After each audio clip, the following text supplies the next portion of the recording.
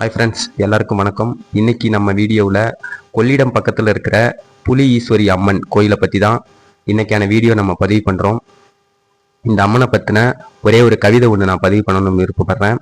அது என்னன்னா, சிங்கார புலி மீது அமர்ந்தவளே, எங்களுக்கு அருள் செய்தவளே, புலி ஈஸ்வரி என பெயர் கொண்டவளே, பொல்லா வினைகளை தீர்ப்பவளே, வேப்பிலை ஆடை அணிந்தவளே, வேண்டுவோர் குறைகளை தீர்ப்பவளே, பக்தர்கள் வாழ்வில் ஒளியேற்றி பயம் நீக்கி பக்தர்களை காத்திடுவாய் அன்னை புலியீஸ்வரி அன்னைக்கு பாதம் தொட்ட வணக்கத்தினை தெரிவித்துக் கொண்டு இந்த வீடியோவை முழுமையாக பார்த்து சப்ஸ்கிரைப் செய்யுமாறு தாழ்மையுடன் கேட்டுக்கொள்கிறேன்.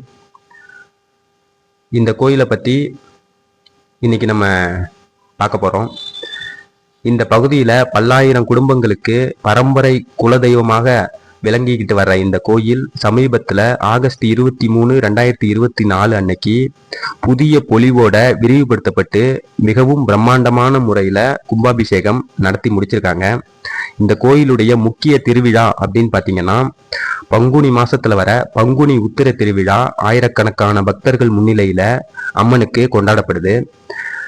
இந்த கோயில்ல வழிபாடு அப்படின்னு பார்த்தீங்கன்னா, குடும்ப விசேஷங்களுக்கு பூஜை செய்யறதுலேருந்து மொட்டையடித்து காது குத்துற மிக விசேஷமான நேர்த்தி கடன்களும் நிறைவேற்றப்பட்டுக்கிட்டு இந்த கோயில்ல பக்தர்கள் ரொம்ப பக்தியோட வணங்கிக்கிட்டு வராங்க. இந்த கோயில் மயிலாடுதுறையிலிருந்து சிதம்பரம் போற நேஷனல் ஹைவே பக்கத்துல புத்தூர் பாலிடெக்னிக் அருகில கொள்ளிடம் அப்படின்ற ஊர்ல ரொம்ப அழகா வடிவமைச்சு கோயில் அமைக்கப்பட்டிருக்கு. இந்த கோயிலுக்கு வராதவங்க நிச்சயமா வாங்க. அம்மனுடைய அருள் எல்லோருக்கும் கிடைக்க வேண்டும் என்று இந்த வீடியோவை நாம் நிறைவு செய்கிறோம். கோயில் போன உடனே பூஜை செஞ்சு பொங்கல் கொடுத்தாங்க. அந்த பொங்கலை சாப்பிட்டுட்டு அம்மனை வந்துட்டு தரிசனம் பண்ணிட்டு வந்தேன். ரொம்பவே மன நிறைவா இருந்தது. அனைவருக்கும் நன்றி.